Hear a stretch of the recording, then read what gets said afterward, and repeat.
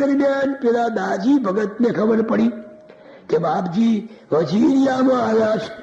ખબર પડતો દોડતો બિચારો પરસે રેબ જેબ થઈ ગયો છે. આવી પહોંચ્યો બાપજીના મુકામ પર કે બાપજી આરામમાં છે, કઈ વાંધો નહીં, હું એ બારણે બેઠો છું. બાપજી જ્યારે પણ જાગે ત્યારે મને ખબર કરજો કે ભલે. બાપજી તો સારું ઊંઘવાનું હોય, એ તો સામાન્ય આરામ કરતા પડ્યા રહેતો હોય, પણ ત્યાં તો બાપજીને પેલા એ કહ્યું, પેલા સ્વયંસેવકે કે બહાર ભિલોડિયા વાળા દાજી ભગત આવ્યા છે કે એમને લાવો ઘરમાં, અહીંયા બોલાવી આવો. દાજી અંદર આવ્યા. ભિલોડિયાના દરબાર પણ આવ્યા છે. દરબાર ભલે આવે પણ પહેલા દાજીને અંદર લાવો.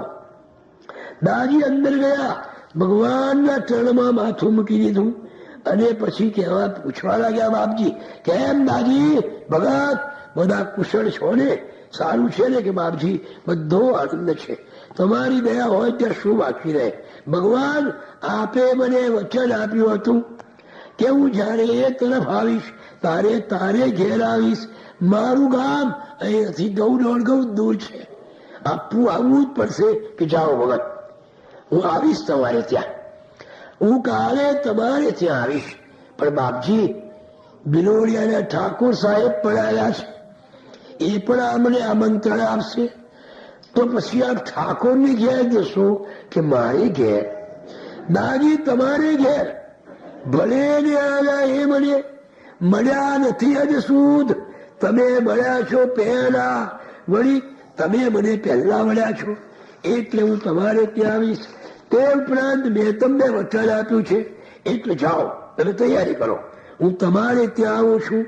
પેલા ભગત તો દોડ્યા, અરે ગામ સાફ કરાવી નાખ્યું, ઘરમાં સાફ કરી દીધું, શણગારી દીધું, બિચારા ગામથી રીતે સાથિયા બાથિયા પૂરી દીધા. મુજ ગરીબનું ખોરડું થશે પાવન આજ, કીધી બેર ગરીબ પર ધન ધન ગરીબ નવાજ. અરે આનંદ નાચે ને કૂદે ને વાસણો અજવાળીને મૂકી દીધા, એક પાટ નાખી દીધી, ઘરમાં લીપી ઘૂપીને સુંદર બનાવી દીધું એક રાતમાં. ભિલોડિયાના રાજા આવ્યા કે બાપજી આપ મારી ઘેર પધારો. ભિલોડિયા નજીક જ છે, સારો ઠાકોર સાહેબ મારા સંબંધી છે. એમ બાપજી કહે હું કાલે ભિલોડિયા જ આવવાનો છું. એ ખરેખર બાપજી? તો પછી બાપજી મારા ઘરમાં મારા મહેલમાં મુકામ કરો. કે ના, તમારા બંગલે મુકામ ના થાય.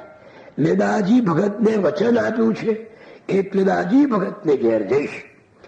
એટલે ઠાકોર સાહેબ બોલ્યા, અને બાપજી એ ભગતનું ઘર તો સાવ નાનું છે, ઉપર પત્રો નાખેલા છે, કેમ કરીએ તમે ત્યાં રહેશો? ભગવાને કહ્યું એનું ઘર નાનું છે પણ એનું હૃદય તો વિશાળ છે ને, મારે તેનું હૃદય જોઈએ છે. આ શબ્દોથી ઠાકોરને જરા માથું તો લાગ્યું, પણ શું થાય હવે, બાપજીને શું કહી શકે? અને હા ભલે કહ્યું, બાપજીના ખોરડે મુકામ કરજો, પણ થોડી વાર માટે મારા મહેલમાં તો પધારશો ને. બાપજી કહે ભાઈ થઈ ગયા પછી બધો વિચાર જોઈશું. એમ કઈ ઠાકોરને પ્રસાદ આપીને વિદાય કર્યા. પ્રસાદ લઈને ઠાકોર ગયા. બીજે દિવસે બાપજી ગાડામાં પેલો ભગત તેડવા ગયો. બાપજી આવ્યા, લીપી ગુપેલું સુંદર પાણી છાંટીને એવું તાંગણું બનાવેલું, વાસણ કુશળ માજીને મૂકેલા, કંકુના સાથિયા પુરાવ્યા, સાચા સાદા ગામડિયા માણસોના જેવા સાથિયા પૂરેલા. એટલે ભગવાને ત્યાં મુકામ કર્યો. ભગતના આનંદના પાર નથી. આજે એને ગામ, એને ઘરમાં એના ઉદ્ધારક આવ્યા હતા, એના હર્ષમાં તો નથી. આનંદ થઈ ગયો. બધા લોકો દર્શન કરવા આવ્યા. અવધૂત ચિંતન નાદથી આખું ગામ ગાજી ઉઠ્યું. ભગવાનને જોઈને પેલા દાજીનું જે હૃદય હરગ છે એ તો આપણાથી વીરનો ગણવા જાય. એટલે જ્યાં નવરા પડ્યા બધા લોકો દર્શન કરીને ગયા. એટલે બાપજીને પેલા બાજી કહેવા લાગ્યા કે બાજી જુઓ પ્રભુ, જુઓ તો ખરા મારું ઘર, જુઓ પ્રભુ આ ઓરડી, એમ આ સૌ લોક મુજને પૂરી રાખતા અને રડતો પોકે પોક. બાપજી આ લોકો મને આ ઓરડીમાં પૂરી રાખતા હતા. જો પ્રભુ આ થાંભલે મુજને બાંધી એમ મુજને એવો પીટતા કે પશુને પીટે તેમ. આ થાંભલે મને બાંધતા હતા બાપજી, અને બધા મને મારતા હતા.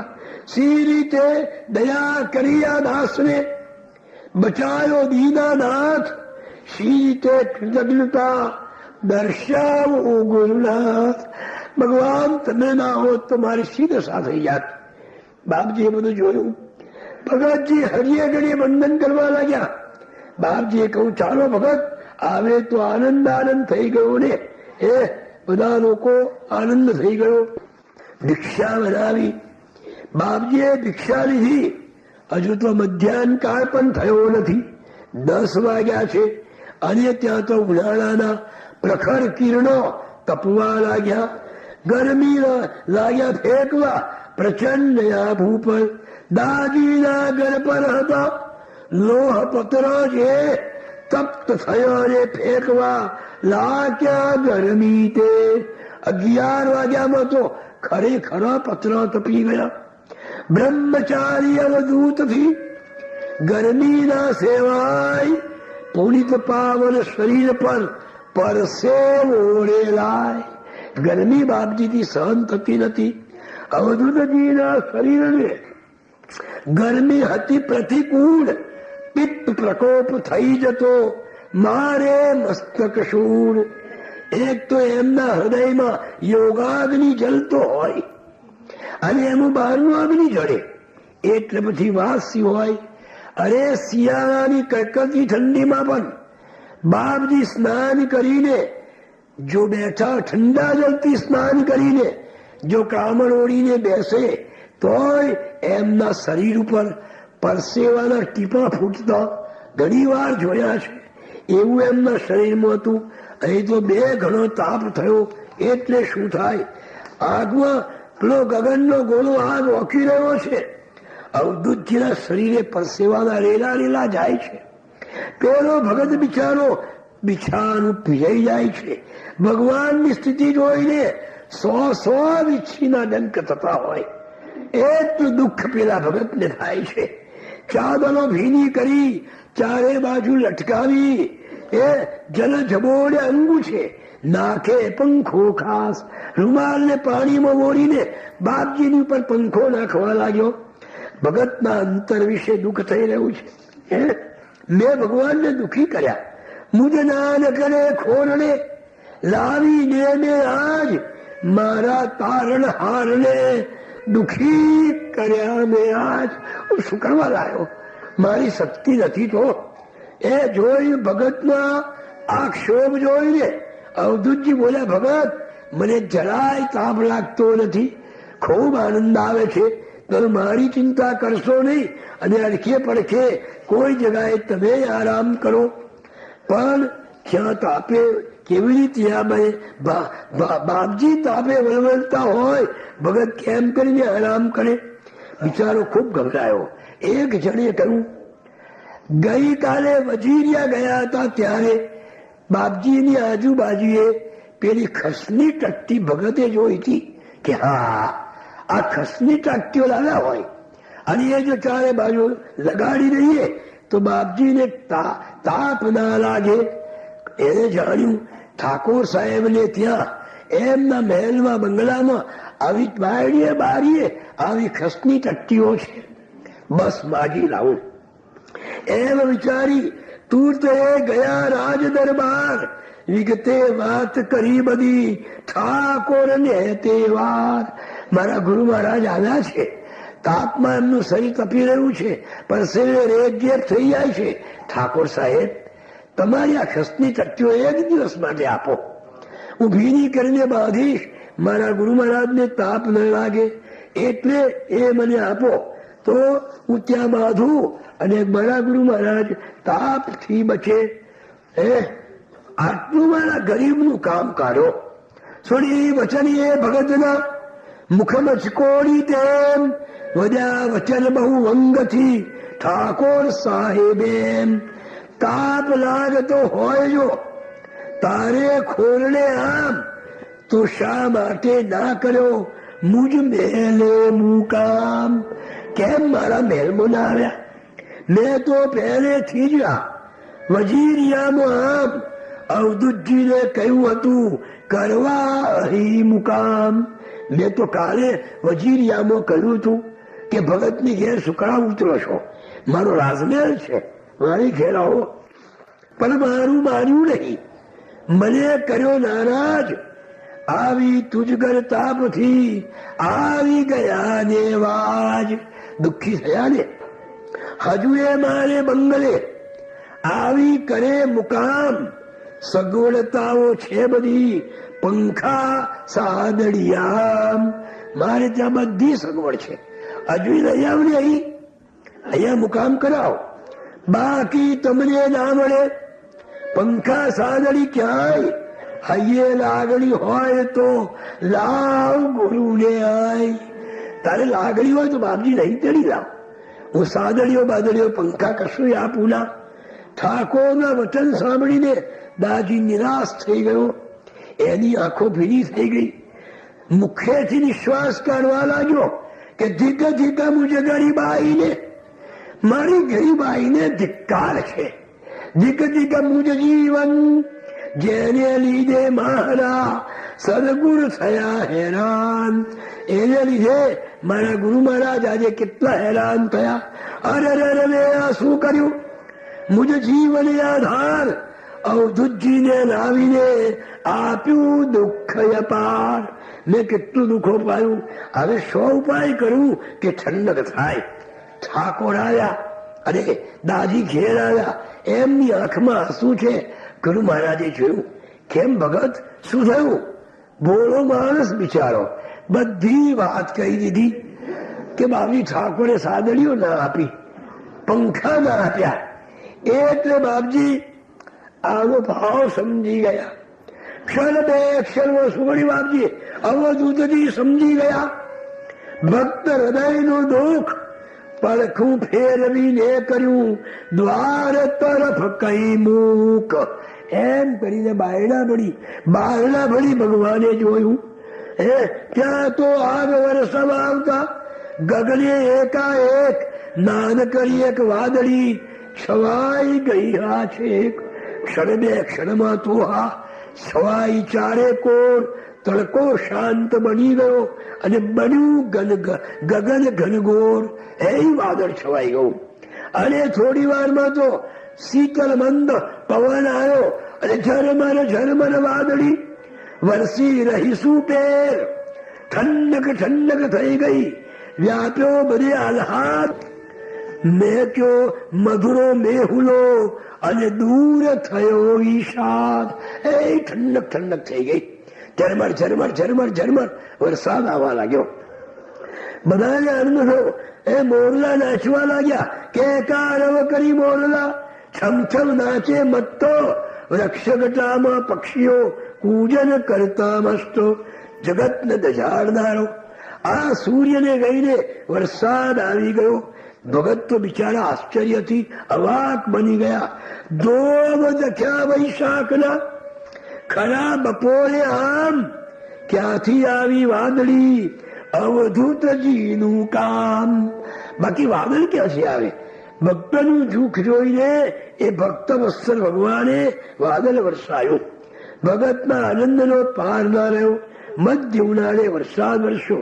પાગલ જેવા ભગતને હૈયે હરખ ન માય. ધન્ય હે ગુરુવરા. અને ફરી લાગ્યો પાય. ફરી ગુરુ મહારાજને પગે લાગવા લાગ્યા. અને પછી અવધૂતજી કેમ ભગત હવે ઠંડક થઈ ગઈ ને? કે હા બાપજી હવે આનંદ થઈ ગયો. અલખ કહે સુન શિષ્ય કહું નવાઈની વાત. સુણતા તું આશ્ચર્યથી મુખમાં ઘાલીશ હાથ. એવી નવાઈની વાત છે. ભગત કેરા નાનલા ખોરડાની ચોપાસ. આખી રાત વરસ્યો હતો વરસાદ જાણે ખાસ. એની હદની બહાર ગામમાં બીજે ક્યાંય એક બુંદ પણ પાણીનું વરસ્યું નતું જરાય. બસ એના ખોરાની ચારે બાજુ જ વરસાદ વરસે, ગામમાં ક્યાંય પાણી નહીં. બીજે દિન સવારમાં ગામ ધણી દરબાર અવધૂતજીના દર્શને આવ્યા લઈ ફૂલહાર. જોઈ ભીની ભોયને ઠંડક આહલાદક ઠાકોરથી પૂછાઈ ગયું, થઈ આશ્ચર્ય છો તારી, અહીંયા વરસાદ આવ્યો છે, આ બધું કેમ પાસ? તેથી પ્રભુએ મોકલ્યો ઠંડક કરવા ખાસ. અમે ઘેર વરસાદને કરવા લીલા લહેર, દીનાનાથની દીન પર કેવી વરસે મેર. શું બોલે ઠાકોર ત્યાં થઈ બેઠા ચૂપચાપ, ભક્ત વત્સલે ભક્ત પર કરી કૃપાય પાર. અલખ કહે અવધૂતની લીલા અપરંપાર, શરણું એનું સેવતો થાય બેડો પાર. અલગજી કે છે કે બાપજીની આવી અપાર લીલા છે, એનું વર્ણન કરતો પાર આવે એવો નથી. આપણે તો શું એનું હજુ તો બધી અડધી લીલાઓ બાકી રહી. 7 શું 27 દિવસ બોલ્યા કરીએ તો એની લીલાઓનો પાર આવે એવો નથી. એટલે ભગવાન આ પ્રમાણે નારેશ્વરમાં લીલા કરી રહ્યા હતા. ધીમે ધીમે માજી પ્રત્યેનો ખૂબ ભાવ છે, એટલે જ્યાં જ્યાં દૂર જતા નથી ભગવાન, માજીની નજીકમાં જ રહે કે જેથી જલ્દી આવી શકે. ભગવાને જોયું કે માજીનું સ્વાસ્થ્ય હવે બહુ સારું એવું નથી, એટલે આપણે એ જ વિચાર કરીને એટલો જ હવે પ્રસંગ કહીને કથાની પૂર્ણાહુતિ કરીશું. કારણ કે 4:15 થયા છે, 4:30 પોણા 5 કથા બંધ કરવાની છે. એટલે આપણે બાપજીનો હવે આ છેલ્લા 2 અધ્યાય વાંચીને કથાની પૂર્ણાહુતિ કરીશું. અલખ કહે સુન શિષ્ય તું નારેશ્વરમાં એમ, નિત નૂતન લીલા કરે સદગુરુ અવધૂત તેમ.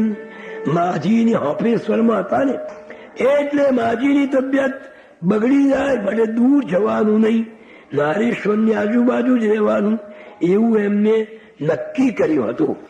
મા રૂકમાંબા પણ કરુણાનો ભંડાર હતા, એટલે એમના ભક્તો પણ કેવી એમની વાત કરે છે. બાપજીનો કોઈ ભક્તો પર સાત્વિક ક્રોધ કરે, માજી સુપ્રીમ કોર્ટ. બાપજીની પાસે કામ કરાવવું હોય તો ભક્તો માજી દ્વારા કરાવે.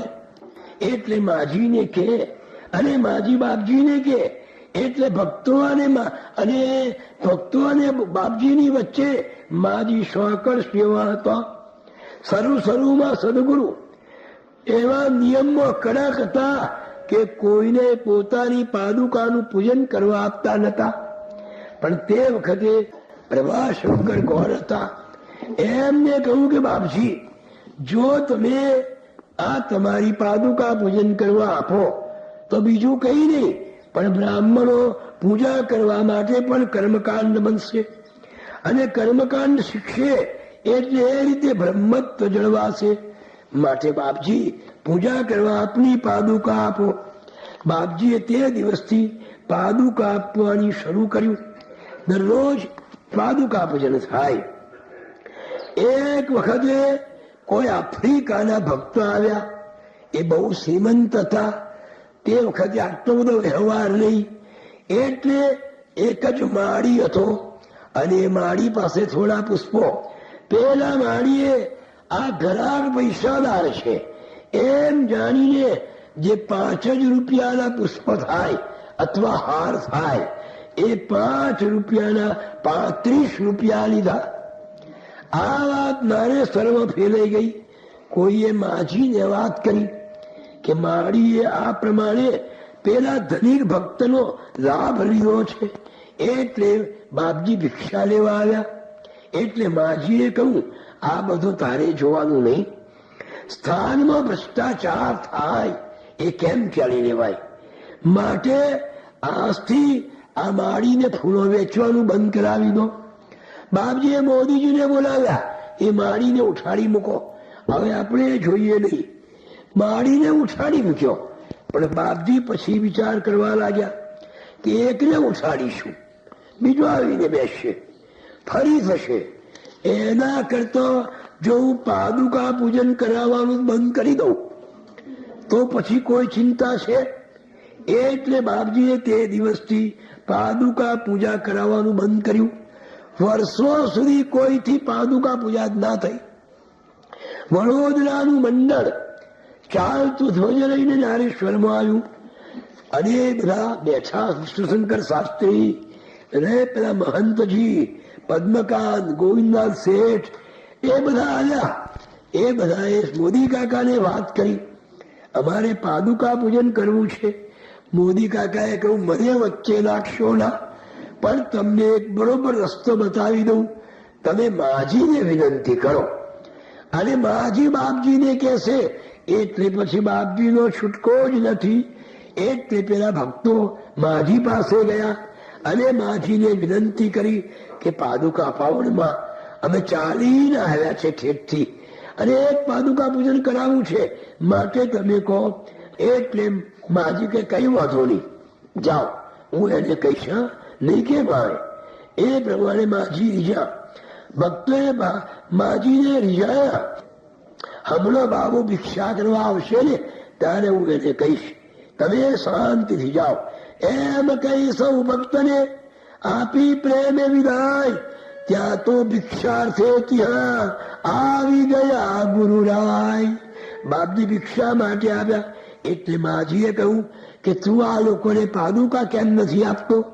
બિચારા ચાલીને આવ્યા છે, આટલું બધું તપ કરીને આવ્યા છે અને તું એની પાદુકા પૂજન કરવા નથી આપતો? પાદુકા. બાપજીએ કહ્યું કે મા, મુજ પાદુકા પૂજન જો થઈ જશે વ્યાપાર તો તેજ જશે આ સ્થાનનું અને વ્યાપી જશે અંધકાર. તે દિવસે બાપજી બોલ્યા હતા કે જો મારું પાદુકા પૂજન વેપાર બની જશે તો આ સ્થાનનું તેજ જતું રહેશે. હા, આજે માળીએ કર્યો ફૂલનો કાળો બજાર, કાલે ફળવાળો વરે કરશે એ વ્યવહાર. આજે માળીએ કર્યો, કાલે ફળવાળો કરશે, પછી બ્રાહ્મણો માનશે દક્ષિણા પરંપાર. એમ પાદુકા પૂજનો થઈ જશે વેપાર. પછી તો પેલો માગે કોની ના કહેવાય. તો માજી આ પાદુકા પૂજન વેપાર બની જશે. લોહી તણું પાણી કર્યું, મેં કરી તપ અપાર. નથી કરવું એ સ્થાનને મારે મીના બજાર. મારે આને મીના બજાર નથી કરવું, માટે હું આપું નહીં પૂજન કરવા માટે. માજી કે તારી વાત સાંભળું છું, પણ આ લોકોનો પ્રેમ તો જો, એમનો ભાવ તો જો. ભાઈ, સબસે ઊંચી પ્રેમ સગાઈ, માટે તારે આપવી જ પડશે. માજીનું વચન ક્યાં મુકેલાય. એટલે બાપજીએ કહું, મારા હાથે નહીં આપો, હું માજી તમને પાદુકા આપી દઉં છું. પછી તમારે જેને આપ્યું હોય એને આપો અને જે કરાવવું હોય તે કહો. આપ કહો તો આપના હાથમાં આપું એમ. પછી ભલે આપો તમે, ફાવે તેને તેમ. એમ કરીને ગુરુ મહારાજે પોતાની પાદુકાઓ કાઢીને માજીની પાસે મૂકી. માજીએ પોતાના ભક્તોને બોલાવ્યા અને પાદુકાઓ આપી અને કહ્યું કે જો ભાઈ, આ મારો જે સ્થાનનો નિયમ છે એ નિયમનો ભંગ ન થાય એ રીતે પાદુકા પૂજન કરશો. તે દીને થયું ભાવથી પાદુકા પૂજન, જય જયકાર થયો અને ભક્તો હરખ્યા મન. તે દિવસથી પાદુકા પૂજન ફરી શરૂ થયું. તે આજે પણ ચાલે છે. એટલે આવી રીતે નારેશ્વરના વિકાસમાં માજીનો કેટલો મોટો ફાળો હતો. અલખ કહે એક વાત તું, સૂર શિષ્ય સચોટ, જો માજી ના હોત તો નારેશ્વર ના હોત. આ બધી વાત જવા દે, આટલું માની લે કે જો માજી ના હોત તો આ નારેશ્વર ના હોત. સદા મસ્તય અવધૂતયે મનમોજી ફરનાર, આશ્રમ ફાશ્રમ નું કદી લફડું ના કરનાર એ વળી આશ્રમ કરતા હશે? આ તો માજીને લીધે આશ્રમ થયો. નિરાલંબ નિર્બંધને કોણ બાંધી શકનાર? તો એ બંધાઈ ગયો જબરો માનો પ્યાર. માના પ્યારે બંધાઈને એટલા વર્ષો રહ્યા. કેવળ માના પ્રેમના તંતુ એ અવધૂત બંધાઈને રહી ગયો નારેશ્વર માતુર. નહીં તો નારેશ્વર ના હોત. આજે નારેશ્વર બન્યું અને વિકાસ પામ્યું છે. તેની પાછળ માજીનો પ્રેમ છે નિঃસંદેહ. નારેશ્વરમાં આજ જે સુંદર સ્વરૂપ દેખાય તેની પાછળ માજીનો પ્રેમ ત્યાગ ડોકાય. એની પાછળ માજીનો પ્રેમ છે. આવા પ્રેમ માજીનું સ્વરૂપ કાયમ રહે, યાદગીરી રહે. એટલે ભક્તોએ ભેગા થઈને માજીની એક સુંદર આરસપાનની મૂર્તિ મૂકી અને નવરાત્રિની અષ્ટમીને દિવસે એ મૂર્તિને ઉદ્ઘાટન કર્યું. એ સફેદની આરસપાનની આખા કદની મૂર્તિ આજે ત્યાં બિરાજી રહી છે અને ભક્તોને આનંદ આપી રહી છે. વિક્રમ સંવત 1912 સાલે અશ્વિન શુદ્ધિ અષ્ટમી દુર્ગાષ્ટમી હાથે મંગલ દિને માજીની દિવ્ય મૂર્તિ સ્થાપન માતૃ મંદિરમાં કરી વેદ વિધિ સંપન્ન હોમાત્મક યજ્ઞો થયા. આજે પણ નવચંડીઓ થાય છે, માની ઉપાસના થાય છે. અને ત્યાં માજીની મૂર્તિ થવાથી જાણી બીજું માતૃતીર્થ બની ગયું છે. દર નવરાત્રિમાં ઉત્સવ થાય છે, હજારો બહેનો આવે છે, ગરબા ગવાય છે, આનંદ થાય છે. એવી રીતે માને બધા સંભળાવે છે. અલગ કે છે સામે પતિત પાવરી મારે વાનાવીર. એ સામે માં નર્મદાજી છે. હર હર ઓમ ના નાદથી વહી રહ્યા ગંભીર. તો અહીંયા માજી તનો કમળ નયનથી એમ આશીષદાર વહી રહી કરવા સૌનું ક્ષેમ. એમ નારેશ્વરની બે બાજુએ બે જગદંબાઓ છે. એક નર્મદા છે, બીજા રૂકમાંબા છે. અને ભક્તો ઉપર પોતાનો પ્રેમ વરસાવી રહ્યા છે. આવા માજી હવે વૃદ્ધ થઈ ગયા, અશક્તિ આવી ગઈ. અનેક રોગોએ એમના જીર્ણ શરીરમાં પ્રવેશ કર્યો. મુંબઈ અમદાવાદ થી મોટા મોટા ડાક્ટરોની કતાર થઈ જાય. અરે આ સાધનો ખડકાઈ જાય. માજીની સારવારમાં ખામી રહે ને ક્યાંય એની કાળજી રાખતા ડાક્ટર સગડા ત્યાંય. એમ માજીની અત્યંત કાળજી રાખતા હતા. છતાં પણ માજીના આ સ્થાનમાં રહેશે ત્યાં સુધી બાપજી છે એવી ભક્તોને ખબર હતી. એટલે ખૂબ કાળજી રાખતા હતા. કેટલાક ભક્તો તો બાધાઓ રાખતા કે માજીનું સ્વાસ્થ્ય સારું રહે. કેટલાક પોતાના આયુષ્યમાંથી 5 વર્ષ 10 વર્ષ માજીને આયુષ્ય આપે અને એ રીતે કરતા કોઈ મંદિરોને પ્રાર્થના કરતા માજી માટે. અરે મસ્જિદોમાં બંદગી પણ થતી હતી માજીના સ્વાસ્થ્ય માટે. કેટલાક તો કે અમને મારી નાખો પણ માજીને બચાવો, કારણ કે માજી હશે ત્યાં લગી ભગવાન હશે. આમ માજી ત્યાં બિરાજી રહ્યા હતા. ધીમે ધીમે એમનામાં પેલો રોગ વધતો ગયો. વિક્રમ સંવત 2024 સાલ ગ્રીષ્મ ઋતુના સૂર્યનો પડતો તાપ કરાળ. જેઠ મહિનો છે એટલે તાપ પડે છે. દર વર્ષે બાપજી આ ઋતુમાં આરામ કરવા બહાર જતા હતા, પણ આ વર્ષે ગયા નહીં અને માજીની સેવામાં જ રહી ગયા. ગ્રીષ્મ ઋતુ સરવા લાગી. જેઠ સુધી પાંચમ આવી. પાંચમને દિવસે માજીનો તબિયત ઠીક થઈ. ઠંડો પવન લેવા લાગ્યો અને વાદળીઓ આવી, જરા ઠંડક થઈ. જ્યેષ્ઠ સુધી છઠ, સાતમે માની તબિયત જરા વધારે બગડી ગઈ. ભાન ઘુમાયું. બહુ ખૂબ ચીવટથી માજીની સેવા કરનારી બહેનોએ દરેક જાતના સ્તોત્રો અને મૃત્યુંજયના પાઠ કરવા લાગ્યા. 8મ નામે 10મે લાગી તબિયત ઠીક. 8મ નામને દિવસે 10મ દિવસે પણ તબિયત જરા સારી લાગી. પાન આવ્યું, વાતો કરી અને ગઈ મરણની બીક કે હવે માજીને સારું છે. વાતો કરે છે. છેલ્લા 4-5 દિવસથી અવધૂતજી પણ એમ ઘડી ઘડી માજી પાસા આવીને સપ્રેમ શું કરતા.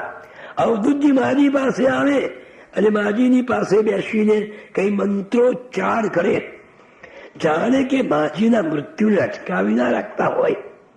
ભગવાન જાણે આમ કરતા કરતા બીજા દિનનું પ્રભાત ઉગ્યું. તે દાડે ભીમા અગિયારસ હતી. નિર્જલા એકાદશી કેરો દિન પવિત્ર. માની તબિયત હાજરે માની તબિયતે હાજરે દોડ્યું અવળું ચિત્ર. અવધૂત જાણી ગયા હતા. વડોદરાના લક્ષ્મીશંકર નામના એક પંડિત છે. એ પંડિતને બાપજીએ કહ્યું કે શાસ્ત્રીજી, માજી એકાદશી નહીં કાઢે, મને ખબર છે. આમ સવારમાં વાત કરી. હવે બાપજી દરરોજ આવે અને માજીના શરીર આગળ બેસીને મંત્રોચ્ચાર કરે. આજે આવ્યા પણ મંત્રોચ્ચાર ના કર્યો, કશું બોલ્યા જ ના. માત્ર માજીની શરીર જોઈને